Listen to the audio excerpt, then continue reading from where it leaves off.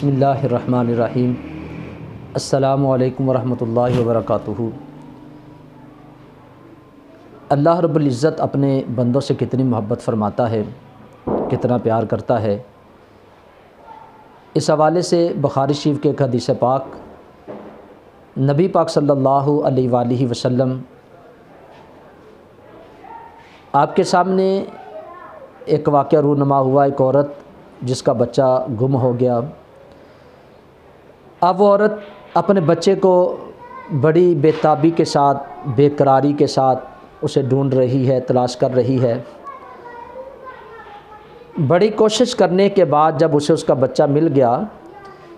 تو فرط محبت میں اس نے اپنے بچے کو اپنے سینے کے ساتھ لگایا، کبھی اس کے رخسار چومتی ہے، کبھی اس کی پیشانی کو چومتی ہے، کبھی اسے اپنے سینے کے ساتھ لگاتی ہے۔ نبی پاک صلی اللہ علیہ وآلہ وسلم نے جب یہ سارا عمل دیکھا تو آپ نے اپنے صحابہ کو پوچھا، ہے میرے صحابہ، کیا یہ عورت اپنے اس بچے کو آگ کے اندر ڈالے گی؟ صحابہ کرام نے جب نبی پاک صلی اللہ علیہ وآلہ وسلم کا یہ سوال سنا تو عرض کرنے لگے، یا رسول اللہ، جہاں تک ممکن ہوگا یہ عورت اپنے بچے کو کبھی بھی آگ کے اندر نہیں ڈالے گی۔ اب حضور نے ارشاد فرمایا کہ اے میرے صحابہ، جس طرح یہ عورت اپنے بچے سے محبت کرتی ہے، پیار کرتی ہے،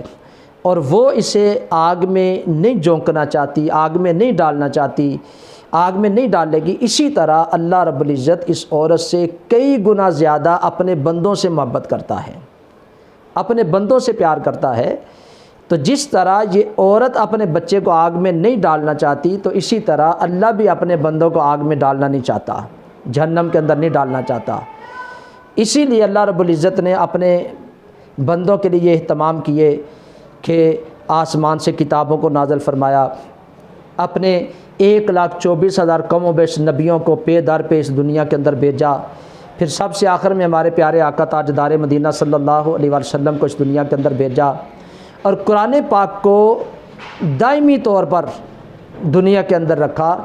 کہ لوگ اسے پڑھیں، اس سے سبق حاصل کریں، اس سے عبرت حاصل کریں، اللہ کی معرفت حاصل کریں، اللہ کا قرب حاصل کریں، اللہ کے احکام کو پڑھ کے وہ ایسے عمل کریں، ایسے کام کریں کہ وہ جہنم سے بچ جائیں۔ لیکن ہماری حالت کیا ہے کہ ہم وہ کام کرتے ہیں جو اللہ رب العزت کی ناراضگی والے کام ہیں۔ اللہ تو چاہتا ہے کہ اس کے بندے جنت کے اندر جائیں۔ تو حضور نے فرمایا کہ جس طرح یہ عورت اپنے بچے کو آگ میں ڈالنا نہیں چاہتی، تو اللہ تعالیٰ اس عورت سے 70 گنا زیادہ اپنے بندوں سے محبت کرتا ہے، تو وہ ان کو آگ میں کیسے ڈالے گا؟ تو یہ ماہ مبارک، یہ ماہ شعبان ہے،